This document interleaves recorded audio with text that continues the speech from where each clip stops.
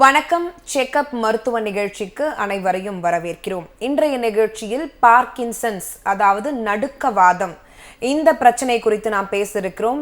இதற்கான அறிகுறிகள் என்ன, இதற்கான சிகிச்சைகள் என்னென்ன என்பது குறித்து ஆலோசனைகளை வழங்குவதற்காக நம் அரங்கிற்கு வந்திருக்கிறார் டாக்டர் காமாட்சி மெமோரியல் மருத்துவமனையின் senior consultant neurologist doctor Rajeswari Ramachandran அவர்கள். இது தொடர்பான உங்களுடைய கேள்விகளை நீங்கள் திரையில் தெரியும் எண்ணிற்கு தொடர்பு கொண்டு நேரலையில் கேட்டு பயன்பெறலாம். நிகழ்ச்சிக்கு போகலாம். வணக்கம் டாக்டர். வணக்கம் டாக்டர். இந்த பார்க்கின்சன்ஸ் அப்படின்ற நோயோட அறிகுறிகள் என்ன? இந்த நோய் ஃபர்ஸ்ட் எதனால வருது, அதை பத்தி சொல்லுங்க. இது ஒரு ரொம்ப முக்கியமான ஒரு கேள்வி. இது வயதானவர்கள் எல்லாரும் கட்டாயமாக தெரிஞ்சுக்க வேண்டிய ஒரு விஷயம். பார்க்கின்சன் நோயின்றது படிப்படியாக வரக்கூடிய, கொஞ்சம் கொஞ்சமாக நம்மளுடைய நடைமுறை பாவனையை மாற்றக்கூடிய ஒரு நோய். ஆங்கிலத்தில் சொல்லுவோம், it's a chronic degenerative neurological டிசார்டர்னு. அதாவது மூளை நரம்பு சிதைவு ஏற்படுறதுனால வர நோய். மூளையில் நிறையா மின்கடத்திகள் இருக்குது, அதனால தான் மூளையை வேலை செய்யுது. முக்கியமாக டோப்பமின்னு ஒரு சப்ஸ்டன்ஸு, அது இருந்தால் தான் நம்ம அன்றாட நம்மளுடைய நினைத்த மாதிரி கையை நீட்டி மடக்கி உக்காந்து எழுந்து ஓடி எல்லாம் செய்ய முடியும். இந்த டோப்பமின்ற மின்கடத்தி குறைவினால் ஏற்படுகிற நோய். சுருங்க சொல்ல போனாக்கா இதை எப்படி கண்டுபிடிக்கலாம் அப்படின்னு பார்த்தா, ஒரு நோயாளி உள்ளே வரும்போதே நம்ம சொல்லிடலாம். அவங்க நடை ரொம்ப மெதுவாக இருக்கும், முகத்தில் அவங்களுடைய குணங்களை காட்டக்கூட முடியாத ஒரு முகமாக இருக்கும், மாஸ்க் லைக் ஃபேஸ் அப்படின்னு சொல்லுவோம். கண் இமைத்தல் குறைஞ்சிரும், கொஞ்சம் வாயில் சலிவேஷன் போல் வரலாம், முதுகில் ஒரு ஸ்டூப் இருக்கும், நடை கிட்ட கிட்ட கை கால் வச்சு நடப்பாங்க. இதுதான் ஆரம்பத்தில் அறிகுறி. பட் முக்கியமாக நம்மளுக்கு தெரியறது என்னென்னா, கையில் ஒரு ட்ரெமர்னால் நடுக்கம். சும்மா பேஷண்ட்டு இருக்கிற போதே கையில் ஒரு நடுக்கம் இருக்கும், கையில் ஏதோ உருட்டுற மாதிரி இருக்கும். It's called bill rolling tremor அப்படின்னு சொல்லுவோம். ஸோ முதல்ல இது ஆரம்பிக்கிறது ஒரு பக்கம் பில் ரோலிங் ட்ரெமர். அதனால் என்ன தொந்தரவும் இல்லை, அவங்க வேலையை செய்ய முடியும், வேலை பார்க்க முடியும். இது நாள் படப்பட இந்த ட்ரெமர் கால், உதடு அந்த மாதிரி கூட வரலாம். இன்னும் ஒரு வருஷம் பொறுத்து இந்த கை இந்த கால்லையும் வரலாம்.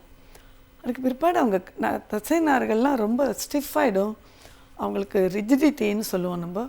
ஸோ அது வேகமாக நடக்க முடியாது, பிரைடிகைனீசியா அப்படின்னு மெதுவாக இருக்கிறது. இதெல்லாம் தான் அறிகுறிகள். கையெழுத்து சின்னதாகிடும், அதுக்கு நம்ம மைக்ரோகிராஃபியான்னு சொல்லுவோம். குரல் வளம் ரொம்ப குறைஞ்சி போயிடும், குரல் ரொம்ப சன்னமாயிடும், ஃபோனில் அவங்க பேசுகிறதெல்லாம் நம்மளுக்கு விளங்காது. இதுதான் ஆரம்பக்கட்ட அறிகுறி. இதுக்கு மேலே ஸ்டேஜஸ் எல்லாம் இருக்குது, அதை நம்ம பின்னாடி பார்க்கலாம். ஓகே டாக்டர், இப்போ ஒரு நேர் இணைப்பில் இருக்காங்க, பேசலாம். வணக்கம், யார் எங்கேருந்து அழைக்கிறீங்க? சார் நீங்க டிவி வால்யூம் மியூட் பண்ணிட்டு பேசுங்க சார், இணைப்பில் இருக்கீங்க. சரி சொல்லுங்க. எங்களுக்கு எக்கோயிங்கா இருக்கா, ஆனாலும் நீங்க உங்க கேள்வி என்னன்னு கேளுங்க. சொல்லுங்க.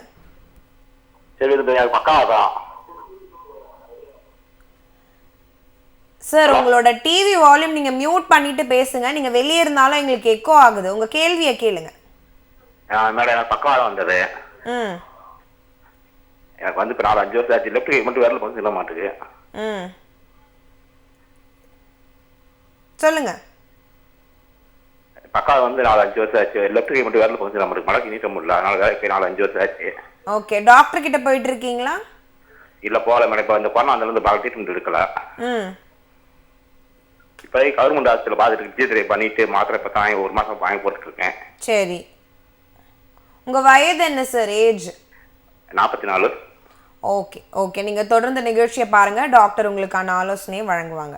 டாக்டர், இப்போ நீங்க சொன்னீங்க ரொம்ப வயதானவங்களுக்கு தான் வந்திருக்கோம், பட் இவர் பார்த்தோம் 44 வயதுல இந்த நோயால பாதிக்கப்பட்டிருக்காரு. அதாவது சாதாரணமாக 60 வயதுக்கு மேற்பட்டவர்களில் 100ல் ஒருத்தருக்கு வரும்னு ஒரு புள்ளி விவரம்.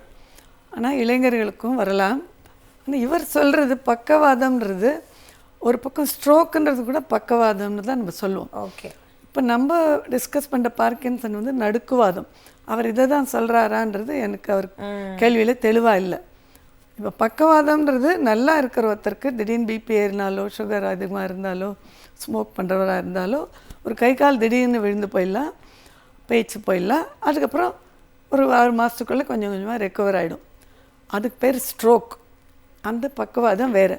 இப்போ நம்ம எடுத்திருக்கிற இப்போ சப்ஜெக்ட் பார்க்கின்சன்றது கொஞ்சம் கொஞ்சமாக இட்ஸ் நியூரோ டீஜெனரேட்டிவ் டிஸார்டர். அதுவும் இதுவும் கொஞ்சம் வேறு. அது எடுத்த உடனே அது ஜாஸ்தியாக இருக்கும், படிப்படியாக முன்னேறிடும். இது எடுத்த உடனே கம்மியாக இருக்கும், படிப்படியாக அதிகமாகும். ஸோ இதுதான் வித்தியாசம் ரெண்டுத்துக்கும். ஓகே, மற்றும் ஒரு நேயர் இணைப்பில் இருக்காங்க. வணக்கம், இது செக்அப் மருத்துவ நிகழ்ச்சி. யார் எங்கேருந்து அழைக்கிறீங்க?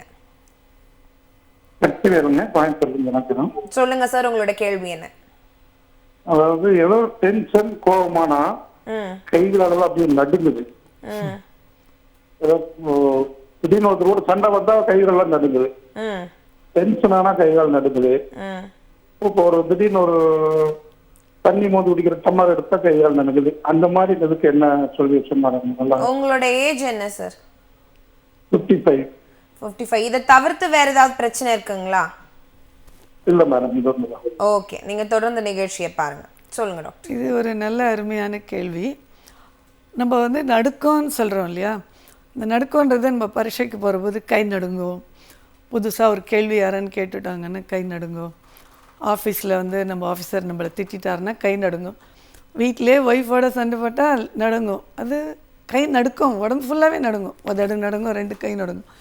அது வந்து ஒரு ஆங்ஸைட்டி அந்த மாதிரி ஒரு சுச்சுவேஷனில் வர நடுக்கும். இப்போ நம்ம எடுத்திருக்கிற சப்ஜெக்ட் பார்க்கின்சன்றது அந்த மாதிரி இல்லை. ரெஸ்ட்டில் இருக்கிற போது ஒரு கை ஒரு காலில் மட்டும் ஒரு குறிப்பிட்ட விதமான பின் ரோலிங் மூமெண்ட்ன்ற நடுக்கும்.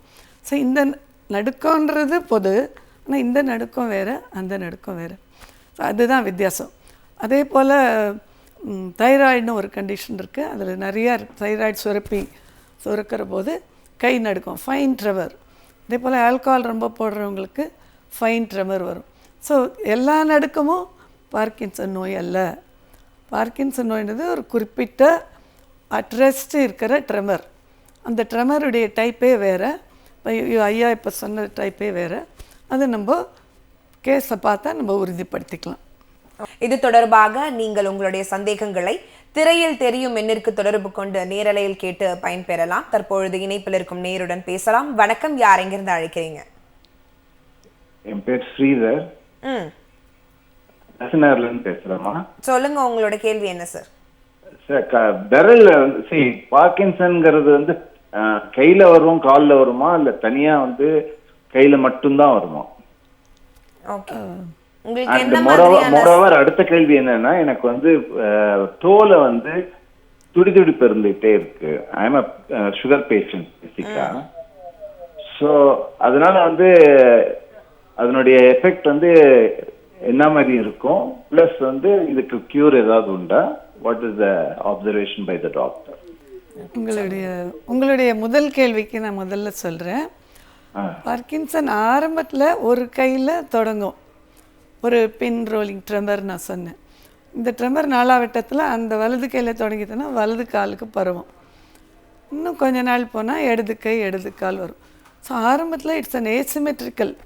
அது 2 கை 2 கால்லையும் வர்றதில்ல, ஒரு கை காலில் தொடங்கிறது. இதுதான் ஆரம்ப கட்டத்தில் பார்க்கின்சன் நோய்க்கு உள்ளது. பார்க்கின்சனுக்கும் டயபெட்டிஸ்க்கும் கனெக்ஷன்னு ரொம்ப சொல்ல முடியாது. வயதானாலே எல்லாத்துக்குமே இப்போ ஒரே சுகரு, ஹைப்பர் டென்ஷன் இதனால் ஆன பாதிப்பு மூளையில் இருக்குது. சுகர்னால் வர பாதிப்பு வந்து நரம்புகள், வெளியில் இருக்கிற நரம்புகள் வீக்காகி பெரிஃபரல் நியூரோபதி அப்படின்னு ஒரு கண்டிஷன், கால் எரிச்சல் இருக்கும், காலில் வலி வரும், அந்த மாதிரி. ஸோ இந்த பார்க்கின்சன் நடுக்கன்றது பிரெயினில் இருக்கிற பிரச்சனை. நான் சொன்னேன் இல்லையா, டோப்பமின்ற மின்கடத்தி குறைவாக இருக்குதுன்னு சொல்லி. ஸோ அதுவும் இதுவும் டோட்டலி டிஃப்ரெண்ட். பட் ஒரே பேஷண்ட்டுக்கு டயபெட்டிஸும் இருக்கலாம், பார்க்கின்சன்ஸும் இருக்கலாம், பெரிஃபரல் நியூரோபதி அண்ட் பார்க்கின்சனும் இருக்கலாம். அது நம்ம நோயாளி பார்க்குறச்சே தான் தெரியும். ஓகே, மற்றும் ஒரு நேயர். வணக்கம், யார் எங்கேருந்து அழைக்கிறீங்க? வணக்கம், யார் எங்கேருந்து பேசுறீங்க? ஹலோ, சொல்லுங்க சார், இணைப்புல இருக்கீங்க, பேசலாம். நான் தான் தனலட்சுமிமா. டிவி வால்யூம் மியூட் பண்ணிட்டு உங்க கேள்வி கேக்குறீங்களா? நான் காட்டுமன்னார்குடியில இருந்து பேசுறேம்மா. சொல்லுங்க உங்களோட கேள்வி. நான் எனக்கு 65 வயசு ஆகுதுமா. அது வந்து கால் வலி முட்டி வலிக்கு வைத்தியம் பண்ணிட்டு இருக்கான். அது வந்து இப்ப ஒரு வாரமா என்னன்னா எலும்பு ஒடிகிற அளவுக்கு அப்படியே வலிக்குதுன்னு எழுந்திருச்சு நடக்கும்போது நடுக்கம் வருது அப்படியே. அதான் டாக்டர் நீங்கள் வலி தாங்க முடியாம சரி கொஞ்சம் நடந்தா வலி நிக்கிற மாதிரி இருக்குமான்னு பார்த்து நடக்க ஆரம்பிச்சா லேசா நடுக்கம் வருது அப்படியே காலு. சரி, நன்றிம்மா உங்கள் கேள்விக்கு.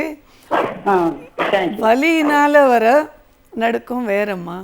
வலி ரொம்ப இருக்கிற போது அந்த காலை ஊன முடியாது, அந்த கையை உபயோகித்து எதுவும் செய்ய முடியாது. அப்போ வந்து ஒரு உதறல் இருக்கும். அது வேறு. இப்போ நம்ம சொல்கிற பார்க்கின்சன் நோயின்றது வேறு. புரியுதுங்களா? ஸோ நீங்கள் பார்க்கின்சன் வச்சு குழப்பிக்க வேண்டாம். வலி எதுனாலையோ, சப்போஸ் ஆஸ்டியோ ஆர்த்ரைட்டிஸ் நீன்னா அதுக்கு உண்டான வைத்திய முறைகள் பண்ணால் வலி குறைஞ்சிரும். வலி குறைஞ்சா தன்னால் அந்த நடுக்கமும் குறைஞ்சிரும். சரிங்களா? ஓகே டாக்டர், இப்போ அடுத்து இந்த பார்க்கின்சன்ஸ் நோய்க்கான அறிகுறிகள் என்னென்னு சொன்னீங்க. இப்போ ஒருத்தவங்க 60 வயது கடந்தவங்க இந்த மாதிரியான அறிகுறிகளோடு இருக்குன்னும் பொழுது எந்த ஸ்டேஜில் கட்டாயம் போய் டாக்டரை பார்த்துடணும்னு நீங்கள் சொல்வீங்க? இது ரொம்ப அழகான கேள்வி. இது ஆரம்ப ஸ்டேஜ்லேயே பார்த்துடணும் நம்ம. ஏன்னு கேட்டிங்கன்னா, ஒருத்தருக்கு இந்த நோய் முற்றுறதுக்கு 5-6 வருஷம் ஆகலாம், இன்னொருத்தருக்கு 6 மாதம் கூட ஆகலாம். ஆனால் உடனேயே நம்ம மருத்துவ முறைகள் இல்லை, pharma methods like physiotherapy, yoga, daily நடக்கிறது, டெய்லி கொஞ்சம் சைக்கிளிங் பண்ணுறது, இதெல்லாம் பண்ணால் இந்த டிசீஸ் ப்ரோக்ரெஷன், இந்த டிசீஸ் சீக்கிரமாக தீவிரம் அடையிறத நிச்சயமாக தடுக்க முடியும். ஸோ உங்களுக்கு ஒரு சந்தேகம் இருக்குது, கை நடுக்கம், இது பார்க்கின்சன்ஸமாக இருக்கலாமா, எங்கள் அப்பாவுக்கு கூட இருந்தது, எங்கள் சித்தப்பாவுக்கு இருந்தது, இப்படியெல்லாம் தோணித்துன்னா உடனே நீங்கள் டாக்டரை பார்க்கணும். மருந்துகள் கொடுக்கணும்னு அவசியம் இல்லை, ஆனால் இந்த நோயை கன்ஃபார்ம் பண்ணணும், நோய் மேலும் ப்ரோக்ரஸ் ஆகாமல் நம்ம தடுக்கணும். ஸோ இது உடனே நீங்கள் பார்க்கணும், அதான் பதில். ஓகே. அண்ட் இந்த பார்க்கின்சன்ஸ் பிரச்சனைக்கு வந்து மருந்துகளோடு சேர்த்து என்ன மாதிரியான சிகிச்சை முறைகள்லாம் கடைபிடிக்கிறீங்க? ஆக்சுவலாக மருந்துகள், டோப்பான்றது ரொம்ப முக்கியமான மருந்து.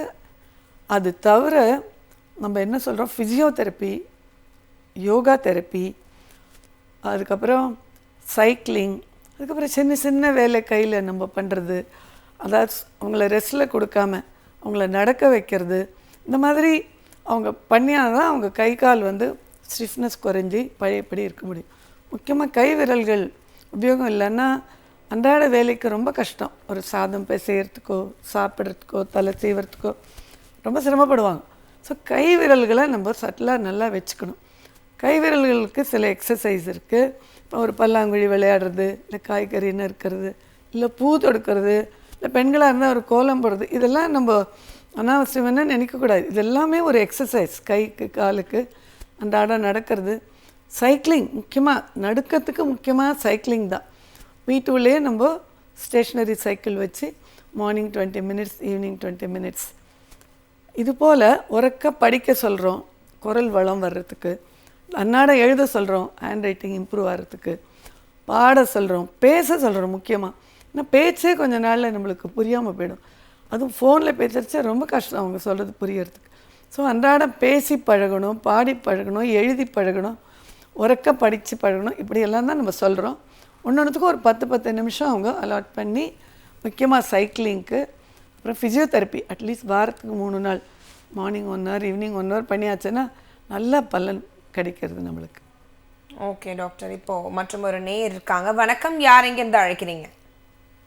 ஹலோ, சொல்லுங்க, யார் எங்கேருந்து பேசுறீங்க?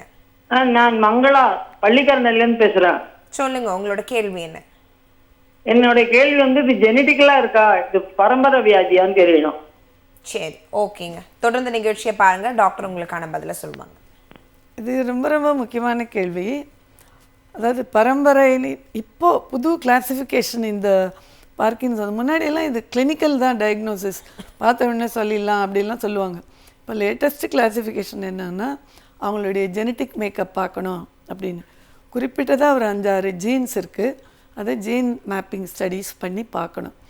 பட் எல்லா பார்க்கின்சனும் ஜெனட்டிக் கிடையாது. அதில் 40% வந்து இடியோபேத்திக், அது எதனால் வருதுன்னு தெரில. இன்னும் கொஞ்சம் வந்து மரபணுக்களால் வருது. இன்னும் கொஞ்சம் வந்து சுற்றுப்புற மாசு, நம்ம உபயோகப்படுத்துகிற பாதி விஷயங்களில் நிறைய கெமிக்கல்ஸ் இருக்குது. நம்ம இன்ஹேல் பண்ணுறது கெமிக்கல்ஸு, டீல் பண்ணுறது, க்ளீன் பண்ணுற மெட்டீரியல் எல்லாமே. ஸோ இந்த கெமிக்கலுடைய எக்ஸ்போஷர்னாலே வரலாம். பட் லேட்டஸ்ட் என்ன சொல்கிறாங்க, ட்ரோமேட்டிக் பிரெயின் இன்ஜுரி, TBI, அதாவது ஒரு பாக்ஸர்ஸு பண்ணுறது, இல்லை கீழே விழுந்து அடிபட்டுக்கிறது, பைக்கில் போய் இந்த மாதிரியான பிரெயின் இன்ஜுரி ஆனாலும் இந்த பார்க்கின்சன் வரலான்னு சொல்கிறாங்க. மரபணுக்களை ஏன் பார்க்கணுன்னு சொன்னால், மரபணுக்கள் இருந்தால் சில மருந்துகள் சாப்பிட்டா இந்த மரபணுக்கள் ஆக்டிவேட் ஆகி அவங்களுக்கு பார்க்கின்சனாக வரத்துக்கு வழி இருக்குது. ஸோ ப்ரெசன்ட் கிளாசிஃபிகேஷன் படி நம்ம மரபணுக்களையும் டெஸ்ட் பண்ணணும், அதனால் வருதான்றதும் தெரியணும். ரொம்ப அருமையான கேள்வி, நன்றி. ஓகே, தொடர்ந்து மற்ற நேயர்களிடம் பேசலாம். வணக்கம், யார் எங்கிருந்து அழைக்கிறீங்க? வணக்கம், இணைப்பில் இருக்கீங்க, பேசலாம். யார் எங்கிருந்து பேசுறீங்க? சார், டிவி வால்யூம் மியூட் பண்ணிட்டு கேள்வி கேளுங்க சார்.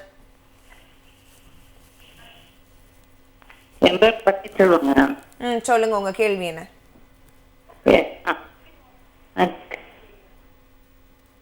இல்ல, நீங்க டிவி பார்க்காதீங்க, டிவி மியூட் பண்ணிட்டு நீங்க போன்ல பேசுங்க.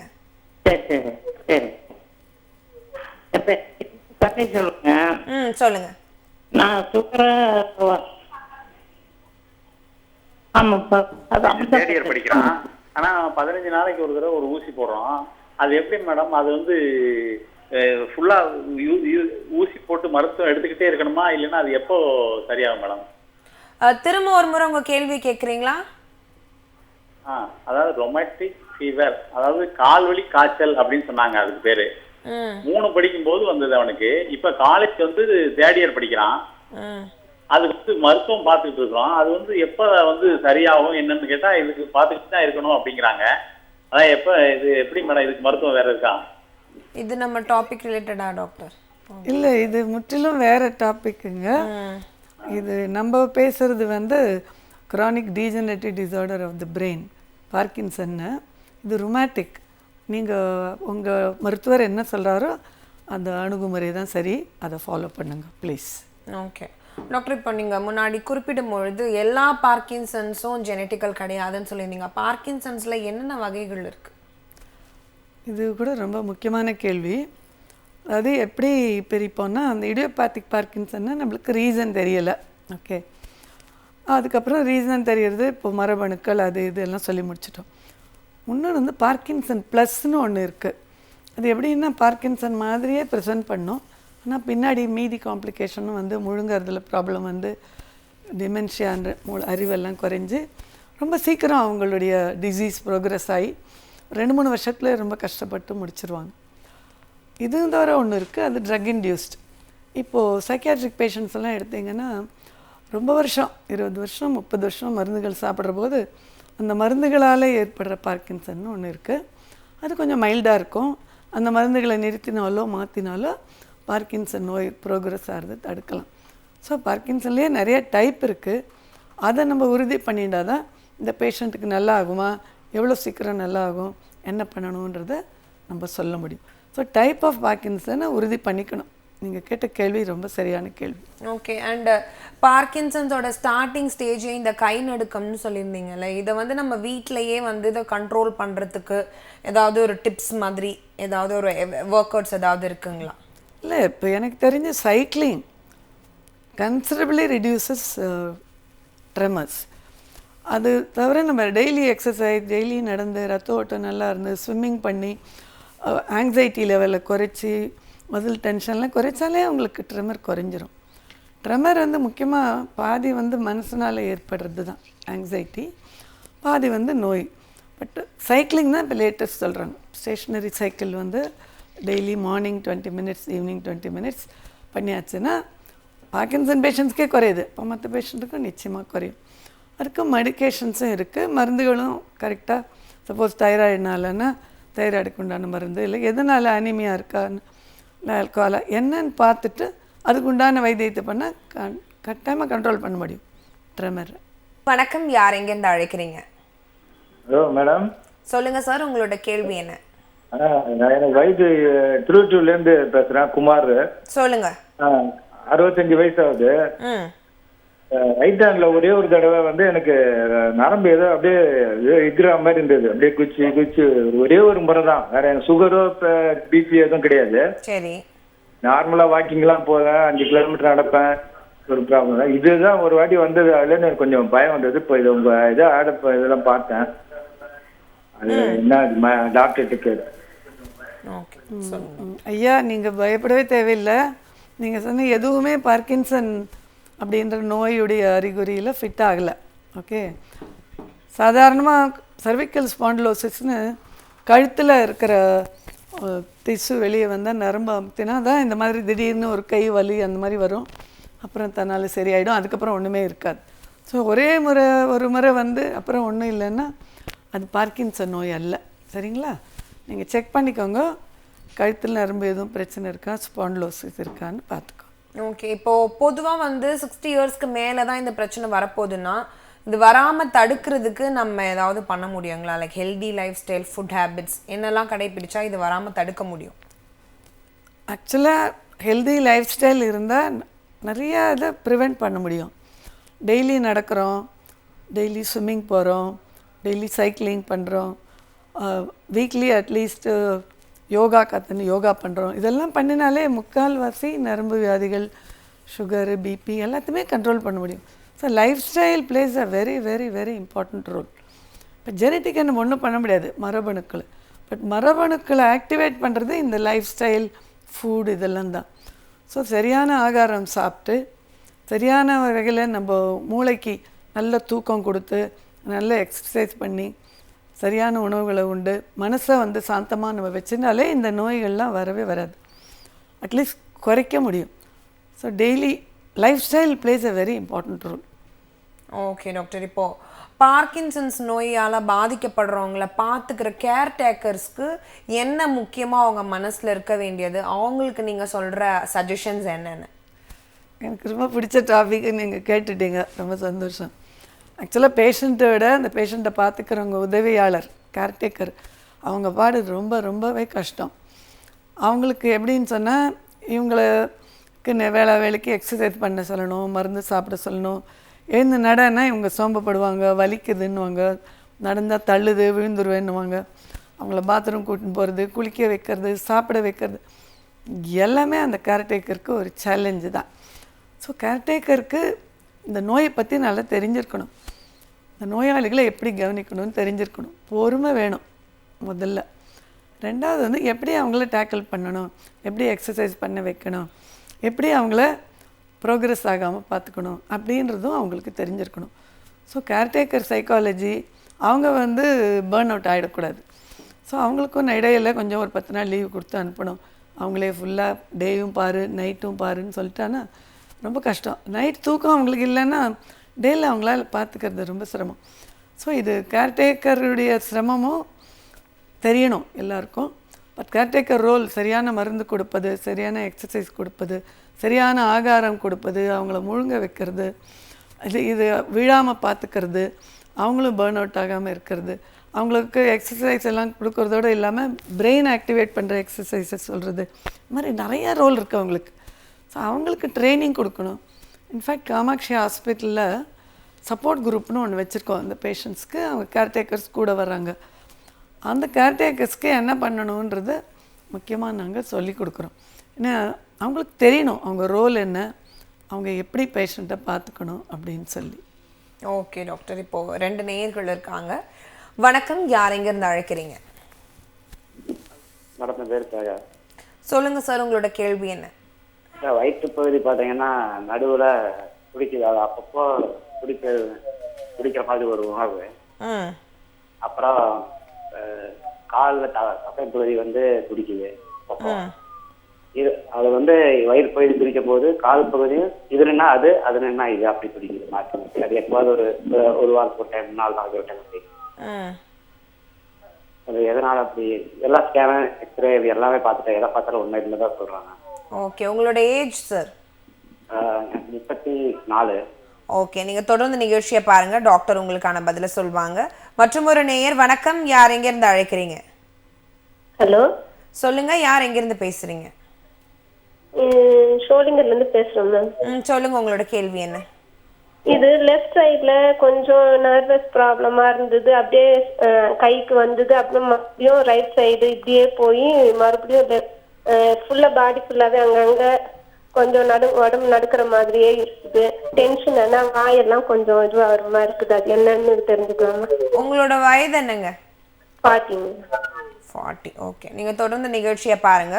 டாக்டர், இப்போ முந்தைய நேர் வந்து இந்த வயிறு பகுதியிலையும் கால் பகுதியிலும் நடுக்கம் துடிக்குது அப்படின்னு சொல்லியிருந்தாரு. 34 இயர்ஸ் தான் அவருக்கு. இது ரிலேட்டடான இல்லை, இது பார்க்கின்சன் சிம்டம் இல்லைம்மா.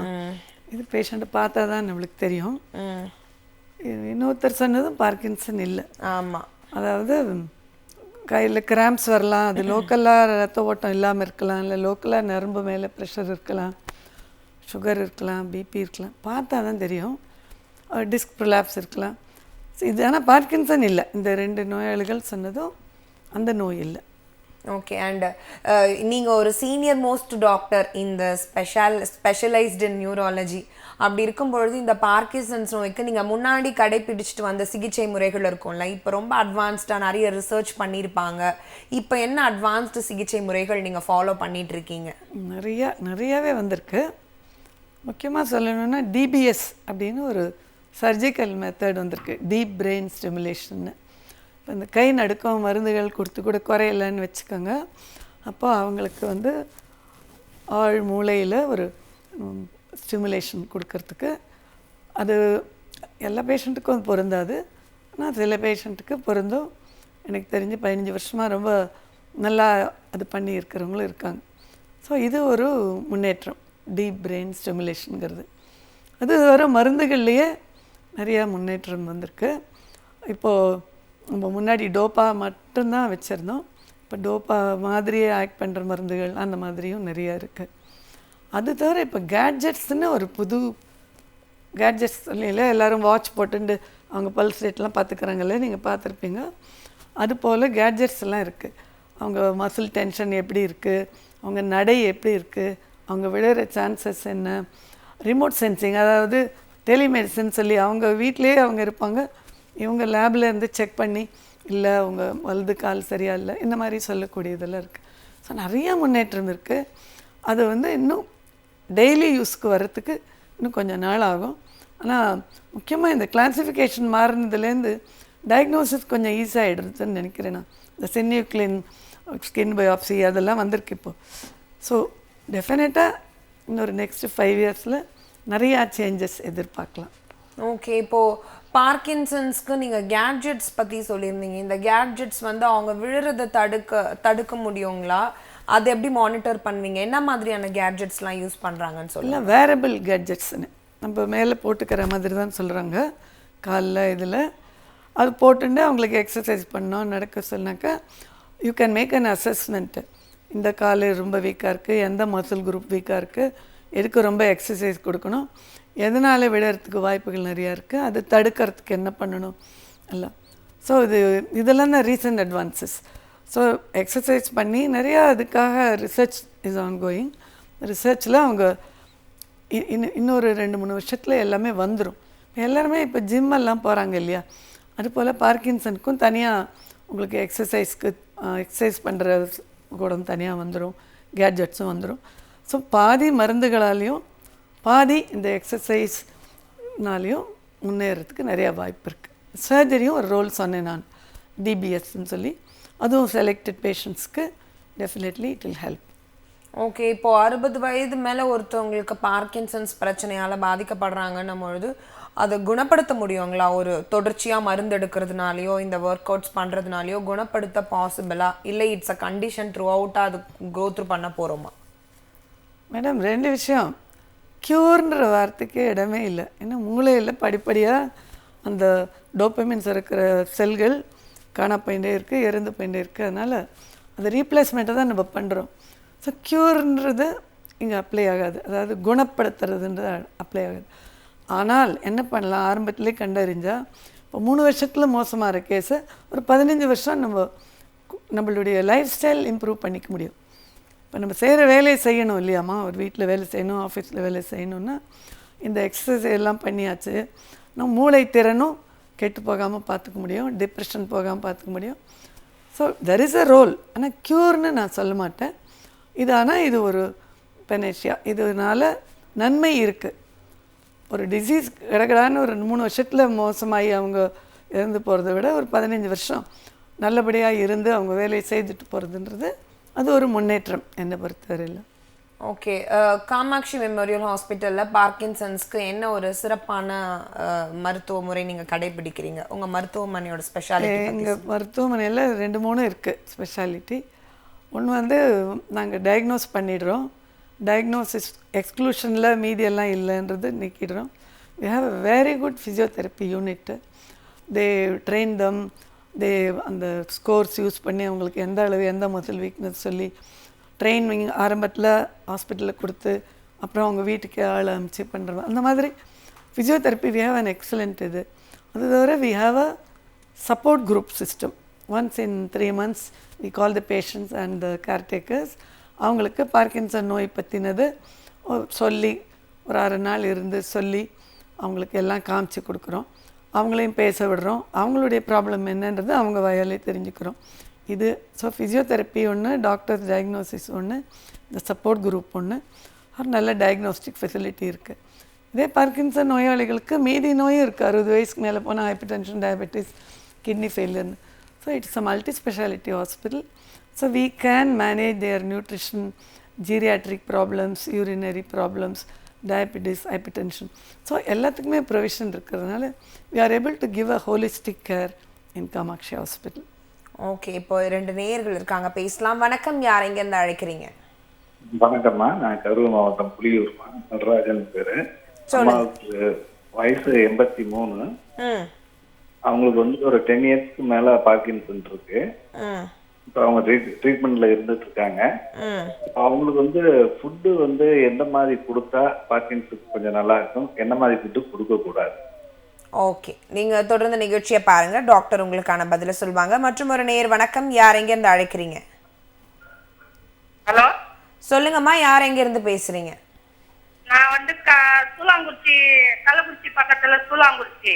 சொல்லுங்கம்மா, உங்களோட கேள்வி என்ன? எனக்கு கை நடுக்கல் இருக்கு. கை நடுக்கல் இருக்கு. இப்போ வர கால் நடுக்கல் இருக்கு. அதனால நான் மேடம் கிட்ட என்ன டிவில பார்த்தேன். உங்க வயசு என்னம்மா? என் வயசு 60 ஆயிடுச்சுமா. சரி, ஓகே, நீங்க தொடர்ந்து நிகழ்ச்சியை பாருங்க. டாக்டர், இப்போ முந்தைய நேயர் கேட்டிருந்தாங்க 10 இயர்ஸாக பார்க்கின்சன்ஸ் பிரச்சனை, அவங்க கடைபிடிக்க வேண்டிய food habits, do's and don'ts கேட்டிருந்தாங்க. ஆக்சுவலாக ஃபுட் ஹேபிட்ஸில் என்னன்னு கேட்டிங்கன்னா, முழுங்கிறது சிரமம் இல்லாத வரைக்கும் நல்ல நியூட்ரிஷியஸ் ஃபுட் கொடுக்கணும். ஃபைபர் இருக்கிற ஃபுட்டாக கொடுக்கணும். அப்போ தான் கான்ஸ்டிபேஷன் இல்லாமல் இருக்கும். 2 ப்ராப்ளம் பார்க்கின்சனில் ஃபுட்டில். ஒன்று அந்த டோப்பா மாத்திரை சாப்பிட்டா பிற்பாடு சாப்பிட்டா அந்த மாத்திரை அப்சார்ப்ஷன் இருக்காது ஃபுல்லாக.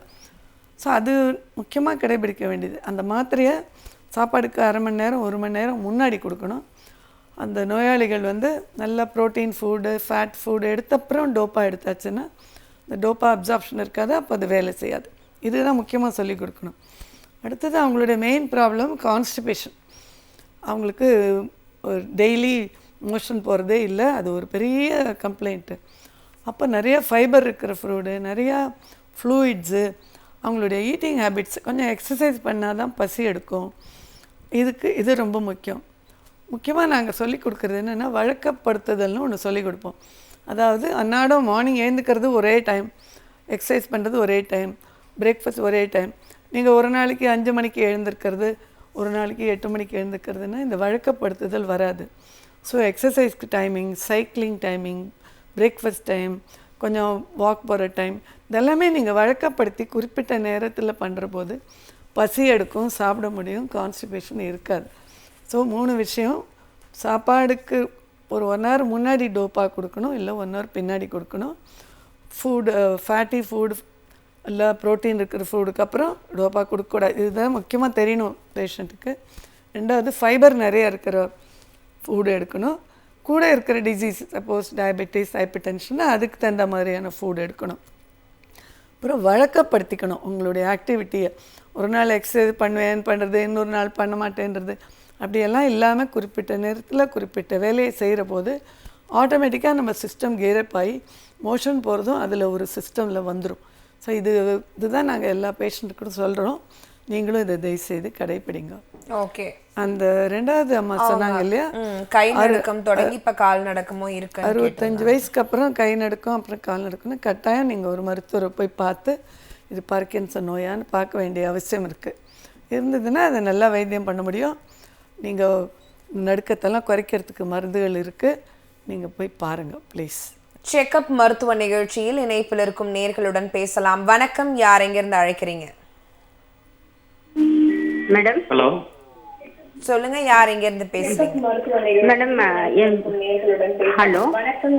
டிவி வால்யூம் மியூட் பண்ணிட்டு பேசுறீங்களா? சரிங்க மேடம். ஹலோ. இல்ல, டிவி வால்யூம் நீங்க இன்னும் மியூட் பண்ணணும். Hello hello. வணக்கம், யார் எங்க இருந்து அழைக்கிறீங்க? எனக்கு ட்ரிப்ளிகேன்ல இருந்து பேசுறேன், சென்னை ட்ரிப்ளிகேன்ல இருந்து. சொல்லுங்க. பேர் அயூப் கான். எனக்கு ஒரு 9 இயர்ஸ்க்கு முன்னாடி பைபாஸ் சர்ஜரி சிஏபிஜி சர்ஜரி பண்ணியிருக்கு. 22 இயர்ஸா எனக்கு டயபெட்டிக்ஸ் சுகர் இருக்கு. இப்போ இந்த இது பார்க்கின்சன் வந்து ஒரு 6 இயர்ஸா இருக்கு. லெஃப்ட் சைடு கையில வந்தது. இப்ப காலை கொஞ்சம் இழுத்து இழுத்து நடக்கிற மாதிரி இருக்கு, நடக்கிறது சிரமமா இருக்கு. காலுக்கு வந்துருச்சு. நான் தொடர்ந்து ட்ரீட்மெண்ட் தான் எடுத்துக்கிட்டு இருக்கேன். சிண்டோபா ப்ளஸ் அந்த பார்க்கின் 2 மில்லிகிராம் இந்த டேப்லெட்லாம் போட்டுக்கிட்டு இருக்கேன்.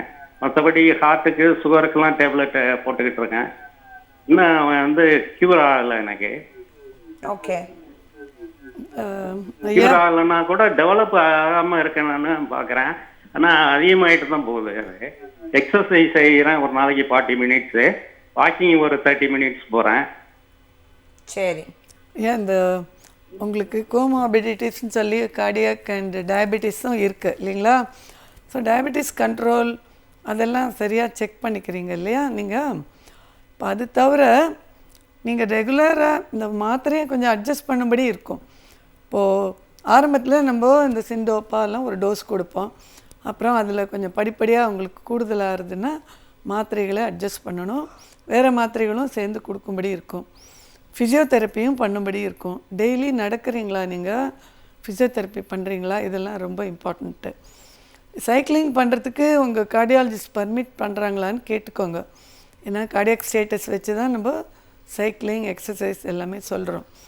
ஸோ இது in consultation with the cardiologist, neurologist and physiotherapy சேர்ந்து தான் உங்களுக்கு இந்த கை கால் நல்லபடியாக இருக்கிறதுக்கு எக்ஸசைஸ் சொல்லணும். புரியுதுங்களா? டெய்லி நடக்கலாம், அதில் ஒன்றும் பிரச்சனை இல்லை. சுகர் கண்ட்ரோல் இருக்கான்னு செக் பண்ணிக்கோங்க. ஏன்னா சுகர்னாலேயும் ரத்த குழாய்கள்லாம் அடைபடலாம், இல்லை கை கால் வீக் வரலாம், பிரெயின் சர்க்குலேஷன் தடைப்படலாம். ஸோ நீங்கள் சுகர் கண்ட்ரோலையும் கொஞ்சம் செக் பண்ணிக்கோங்க. இதான் நான் உங்களுக்கு சொல்ல விரும்புகிறேன். ஓகே. மற்றும் நேரு, வணக்கம், யார் எங்கேருந்து அழைக்கிறீங்க? Hello madam. சொல்லுங்கம்மா, யார் எங்கேருந்து பேசுகிறீங்க? நான் இங்கே வேலைச்சேரியிலேருந்து பேசுகிறேன் மேடம். சொல்லுங்க உங்கள் கேள்வி. என் பையன் வந்து அவனுக்கு 29 இயர்ஸ் ஆகுது மேடம். அவனுக்கு கொஞ்சம் முதல்லாம் நல்லா கொஞ்சம் ஆக்டிவாக இருப்பான், கொஞ்சம் நல்லா ட்ரைனிங்லாம் ஸ்பீச் அதெல்லாம் கொஞ்சம் ஓரளவுக்கு நல்லா இருக்கும் மேடம். இப்போ கொஞ்ச நாளாக ஒரு மாதிரி லெத்தாலஜிக்கலாக இருக்கான், ஒரு மாதிரி ரொம்ப நடக்கிறது ஸ்லோவாக நடக்கிறான். ஒரு சமயம் அப்படியே நம்ம திட்டினானா ஏதாவது கொஞ்சம் ஒரு மாதிரி நடக்கிற மாதிரி பண்ணுறான் மேடம். வந்து அப்புறம் எல்லாமே மறந்துடுறான், கொஞ்சம் ஏந்திரிக்கிறது லேட் ஆகுது, எல்லாமே ஆக்டிவிட்டிஸ் எல்லாமே ஸ்லோவாக இருக்கு மேடம். ஓகே, நீங்கள் தொடர்ந்து நிகழ்ச்சியை பாருங்க. மற்றும் ஒரு நேயர், வணக்கம், செக்அப் மருத்துவ நிகழ்ச்சி, யார் எங்கேருந்து அழைக்கிறீங்க? வணக்கம் மேடம்.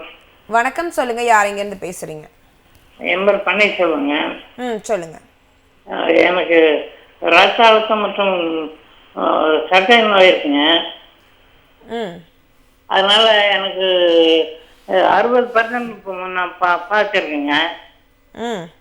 இப்போ எனக்கு வந்து அடிக்கடி வயிற்றுப்போக்கு இருக்குங்க, கை காலெல்லாம் நடுங்குதுங்க. கை தான் சுத்தமா நடுங்குதுங்க. வயிற்று ஒரு நாள் விட்டு ஒரு நாள் டிசென்ட்ரி ஆகுது. கடையில மாத்திரை வாங்கி சாப்பிட்டேன், ஒன்றும் கேட்க மாட்டேங்குங்க. உங்களோட வயசு என்ன சார்? எனக்கு 70ங்க.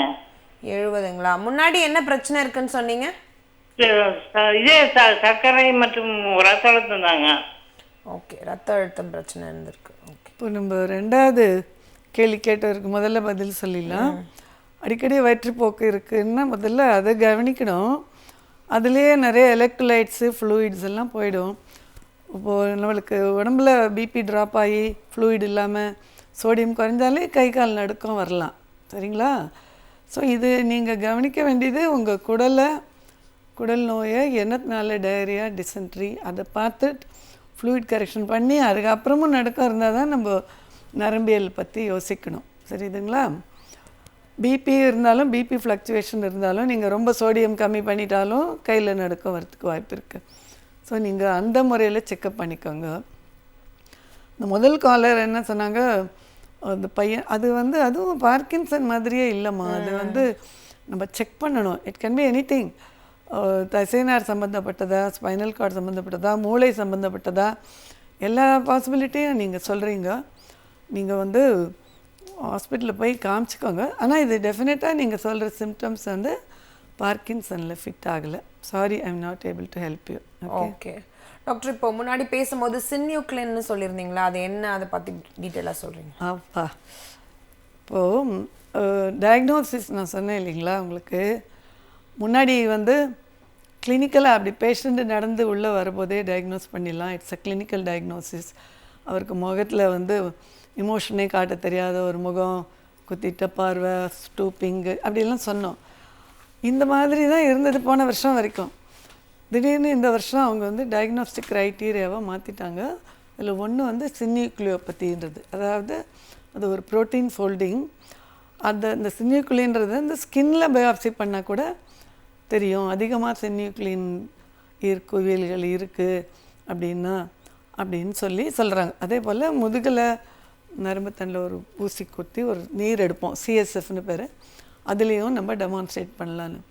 ஸோ இப்போ டயக்னோஸ்டிக் க்ரைட்டீரியா எப்படின்னாக்கா, சின்யூக்ளினை நீங்கள் பயாப்சி பண்ணியோ சிஎஸ்எஃப்லேயோ டெமான்ஸ்ட்ரேட் பண்ணி அது அதிகமாக இருக்கா அது பாருங்கள், அதுக்கப்புறம் கிளினிக்கலாக பாருங்கள், அதுக்கப்புறம் ஜெனட்டிக் அந்த மேப்பிங்கும் பண்ணி பாருங்கள்.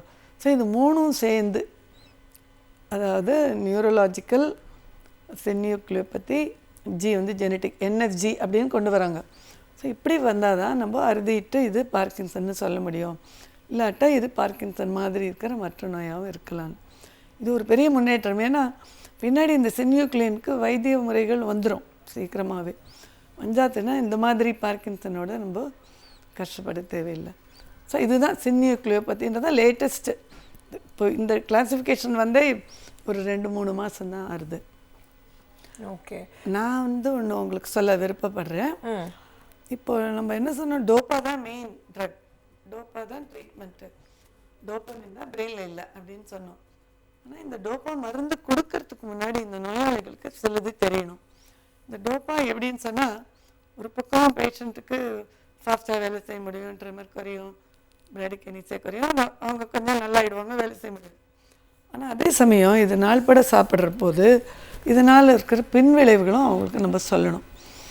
அது ஒரு பின்விளைவு என்னென்னா, உங்களுக்கு இந்த டோப்பா கொஞ்ச நாள் பட அதிகமாக தேவைப்படும். ரெண்டாவது இந்த டோப்பாவுடைய எஃபெக்டில் இம்பல்சிவ் கண்ட்ரோல் டிஸார்டர்னு பேர். அதாவது இம்பல்சிவ் ஆக்டிவிட்டியெல்லாம் நிறுத்த முடியாது அவங்களுக்கு. டோப்பா சாப்பிட்றப்போ என்ன பண்ணுவாங்க, கேம்பிளிங் போயிடுவாங்க. இப்போ செல்ஃபோன் கேம்பிளிங் இதெல்லாம் ரொம்ப ஈஸி அக்சஸ் ஆகிடுது எல்லாருக்கும். அவங்க இது பண்ணுறாங்கன்னு நம்மளுக்கு தெரியாது. நம்ம நினச்சிருப்போம் பேஷண்ட் பாவம் உட்காந்துருக்காருன்னு, அவர் பாட்டுக்கு செல்ஃபோன் ஏதோ பண்ணிட்டுருக்காருன்னு பார்த்தா கேம்பிளிங் பிடிச்சிரும் அவங்கள. அப்புறம் அவங்க உட்காந்த இடத்துலேருந்து நிறையா பணத்தை விட்டுருவாங்க அந்த கேம்பிளிங்கில். ஸோ நம்ம ஒரு டோப்பா சாப்பிட்ற நோயாளி நம்ம கிளினிக் வந்தால் இதை நம்ம ப்ரோஆக்டிவாக இந்த கேள்வியெல்லாம் கேட்கணும். இந்த மருந்து சாப்பிட்டு உங்களுக்கு ஏதாவது தொந்தரவு இருக்கா, உங்களுக்கு இம்பல்சிவாக ஏதாவது பண்ணணும் போல் இருக்கா, கண்ட்ரோல் பண்ண முடியாத சில இமோஷ்னல் ஆக்டிவிட்டீஸ் இருக்கா, இதெல்லாம் நம்ம கேட்கணும். அப்படி கேட்டுட்டு இதெல்லாம் இருந்ததுன்னா டோப்பா டோஸ் குறைக்கணும். இது நான் ரொம்ப முக்கியம் நினைக்கிறேன். ஏன்னா இது கேர்டேக்கர்ஸுக்கும் இது தெரியாது, பேஷண்ட்டுக்கும் தெரியாது. திடீர்னு ஒரு நாள் பார்க்குறச்சே அக்கௌண்ட்டில் 6 lakhs போயிருக்கோம். அப்போ நம்மளுக்கு ரொம்ப ஆச்சரியமாக இருக்கும், இதே நம்மளுக்கு சொல்லலை டாக்டர் அப்படின்னு நினைப்பாங்க. ஸோ எல்லா பார்க்கின்சன் நோயாளிகளும் கொஞ்சம் இதை ஞாபகம் வச்சுக்கணும். ஓகே, இதுல இருக்க ஸ்டேஜஸ் பத்தி நம்ம பார்க்கிறதுக்கு முன்னாடி இணைப்புல நேர் இருக்காங்க. வணக்கம், யார் எங்க இருந்து அழைக்கிறீங்க? வணக்கம், யார் எங்க இருந்து பேசுறீங்க? டிவி வால்யூம் மியூட் பண்ணிட்டு உங்க கேள்வியை கேட்கலாம். என் பேர் சந்திரசேகர் மேடம். சொல்லுங்க சார், டிவி வால்யூம் மியூட் பண்ணிட்டு உங்க கேள்வி கேளுங்க sir. I am from Thiruvanaikovil. Sir, நீங்க டிவி வால்யூம் மியூட் பண்ணிடுங்க. கேக்குதுங்களா நான் பேசுறது? எனக்கு madam sir, TV volume mute பண்ணிட்டு கேள்வி மியூட்ல போட்டேன் மேடம். சொல்லுங்க, உங்க கேள்வியை கேளுங்க. இது எனக்கு இந்த பர்கின்சன் மாதிரி கை நடுங்கிறது, கை நடுங்கிறது, இந்த கை நடுங்கிறது, இந்த காலு இந்த இது இருக்க மாட்டேங்குது, கை நடுங்குது, கால் நடுங்குது. சில நேரத்துல இந்த தலையை சுத்துது டாக்டர். எனக்கு தலையை சுத்தி ஸ்டேபிளா என்னால நிக்க முடியல, ஒரு இடத்துல நடக்க முடியல. நான் அதுவும் இல்லாம நான் இந்த பேஷண்ட்டு, கார்டியாக் பேஷண்ட்டு, ஆப்ரேஷன் பண்ணியிருக்கேன். அதனால டாக்டர் நீங்க வீட்டை விட்டு வெளியில போகாதீங்க, வீட்லயே இருங்க. வெளியில போனா கீழே எங்கேயாவது சாஞ்சிட்டீங்கன்னா ரொம்ப இதா போயிடும். அதனால வீட்டில் இருந்துட்டு பாருங்க அப்படிங்கிறாங்க. அவர் சொல்றத பார்த்தா லைஃப் இஸ் ஷார்ட். அதான் டாக்டர் என்னன்னு கேட்குறேன். உங்கள் கேள்விக்கு விடை கொடுக்குறேன். இந்த பார்க்கின்சன்லேயே 2 டைப் இருக்குது. ஒன்று வந்து ட்ரெமர் ப்ரிடாமினன்ட், அதாவது ட்ரெமர் தான் மெயினாக இருக்கும்னு. முக்கால்வாசி பேஷண்ட் இப்படி தான் ஆரம்பிப்பாங்க. பட் ஒரு ஸ்மால் நம்பர் ஆஃப் பேஷண்ட்ஸ் வந்து கிட்டினஸ் அண்ட் அன்ஸ்டெடினஸோட ப்ரெசென்ட் பண்ணுவாங்க. அதனால் அது பார்க்கின்சன் அறுதிட்டு சொல்கிறதுக்கு கொஞ்சம் நாள் ஆகும். அதனால் கிட்டினஸ்ஸு விடறா மாதிரி இருக்குது அப்படின்லாம் சொன்னால் பிபியை நின்று உட்கார வச்சு படுக்க வச்சு செக் பண்ணோம். பிபி மே ட்ராப். அந்த பிபி மெடிசன்ஸு கரெக்டாக சாப்பிட்றீங்களா, இல்லை அதாவது ஆட்டோனாமிக் டிஸ்டர்பன்ஸ் மாதிரி அது மாதிரி இருக்குதா, இல்லை பார்க்கின்சன் அறிகுறிகள் ஆரம்ப காலமான்றது ஒரு ஸ்மால் நம்பரில் இருக்கலாம். அதனால் நீங்கள் மருத்துவர் அணுகி இந்த செக் பண்ணிக்கிறது நல்லது. ஏன்னா விழுந்துட்டால் ரொம்ப கஷ்டம், ஃப்ராக்சரு அப்படியெல்லாம். அதனால் விழற மாதிரி இருக்குது கிட்டினஸ்ன்னு சொன்னால் செக் பண்ணிக்கணும்.